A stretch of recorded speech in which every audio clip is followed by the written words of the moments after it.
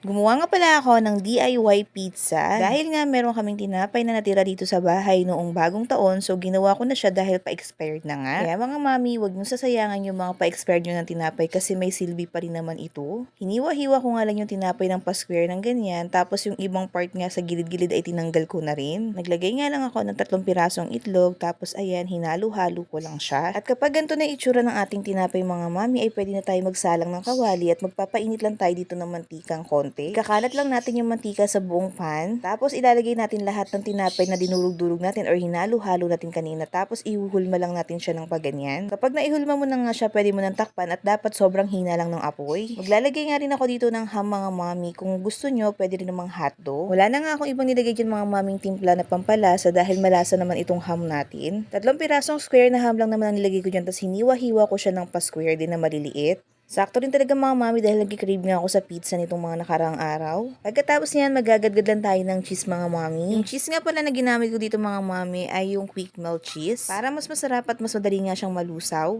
Nakukulangan pa nga ako sa cheese na ginadgad ko kaya naman nagdagdag pa ako ng konti. Mas masarap kasi sa pizza yung maraming cheese. Tatakpan ko nga lang pala ito ng ilang minuto tapos ayan, pagbukas ko nga ayan, nagmelt na nga yung ating cheese. Ham and cheese nga lang nilagay ko dahil yan lang meron kami ingredients sa ref namin. Luto na nga yan mga mami sa mga oras na yan kaya hinati-hati ko na. Nilagay ko nga lang ito sa may sangkalan tapos gumamit lang ako ng malaking knife para naman mahiwa ko ng maayos. O diba, 4 na ingredients lang ay meron ka ng meriendang masarap. Hindi na natin kailangan umorder sa labas para gumastos pa ng malaki. Alam nyo ba mga mami, napakalinam lang itong ginawa ko kaya kung ako sa inyo, itry nyo na din. Meron na akong double Hawaiian double ham and cheese pizza. Mabuti na nga lang nakita ko yung gantong trick sa isang mami ko dito sa Facebook kaya naman sinubukan ko na rin. Alam nyo ba mga mami, dati gumagawa rin ako ng pizza tapos bumibili ako ng crust. Napakamahal nga ng nagagastos ko. Kaya kung may mga tira-tira kayong ingredients yan sa bahay nung bagong taon, nung Pasko, eh wag nyo pong itapon. Dahil kahit medyo pa-expire na siya ay magagawan pa natin yan ng paraan. Hindi nga alam ni Mikila na gumawa ako ng gantong merienda namin. Kasi surprise ko nga siya dahil nga gusto daw niya ng pizza. Mabuti na lang talaga ay madiscarding mami tayo kaya ayan, nakagawa tayo ng instant pizza. Kung may mga bisita nga kayo sa bahay mga mami, pwede nyo ring iserve to sa kanila. At sigurado ako magugustuhan nila ang lasa nito mga mami dahil napakalinamnam nga nito. First time ko nga ginawa to mga mami kaya naman talagang na-amaze ako sa nagawa ko. Syempre, tinikman ko kagad yung aking ginawa. Tapos sakto rin mga mami may ketchup na free ang McDonald's kaya naman ginamit ko na rin. Kapag talaga may mga pasobrang gantong ketchup sa mga take-out ay talagang tinatabi ko para hindi naman masayang. Hot sauce nga sana yung gusto ko pero dahil wala nga, ito na lang talagang ginamit ko. In fairness naman mga mami, masarap din naman siya pero mas gusto ko nga kahit walang pizza dahil malinamnam na siya. Kaya naman konting ketchup lang nilagay ko kasi sinubukan ko lang din naman talaga. Kung hindi ka pa nga nakapollow sa aking page mga mami, baka naman i-follow mo na ako ngayon at i-share mo tong ginawa ko. Yun lang muna mga mami. Thank you for watching. Bye!